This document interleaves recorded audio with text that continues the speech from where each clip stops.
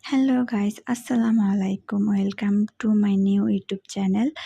সবাই কেমন আছেন? আলহামদুলিল্লাহ আমি অনেক ভালো আছি। অনেকদিন পর বাহিরে বের হওয়া, আম্মুর সাথে বাসায় বসে থাকতে থাকতে অনেক বোরিং লাগছিল।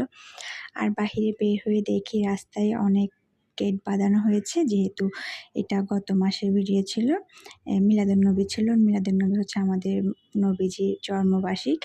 তারপর এই অনুযায়ী একটু রাস্তাঘাট সাজানো, আম্মু আর আমি রিক্সা করে কিছুক্ষণ ঘুরে বেড়ানো। এই যে রিক্সায় বসে আম্মুর সাথে আমি একটু স্ন্যাপ নিচ্ছিলাম।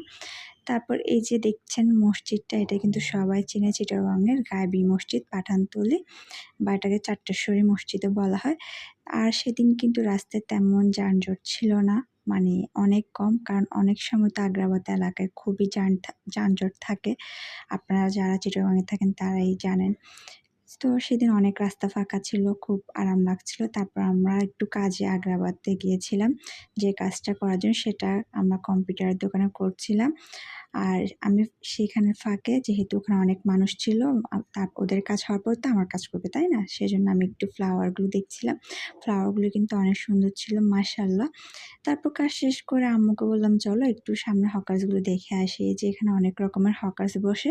এখানে কিন্তু সব রকমের সবকিছু পাওয়া যায়। টপস, গেঞ্জি সেট, তারপর হচ্ছে যে আরো অনেক কিছু, ছোট বাচ্চা জিনিস থেকে শুরু করে এখান থেকে আমরা কয়েকটা গেঞ্জি নিয়ে দেন এই যে জুতার হকার্সে চলে গেলাম। জুতার হকার্সেও কিন্তু অনেক জুতা পাওয়া যায় সুন্দর, সুন্দর, কিন্তু এগুলো মার্কেটের তুলনায় অনেক বেশি দাম। তারপর এই যে ঘোরাফেরা করে আম্মু আর আমি বাসার উদ্দেশ্যে রওনা দিলাম। আসসালামু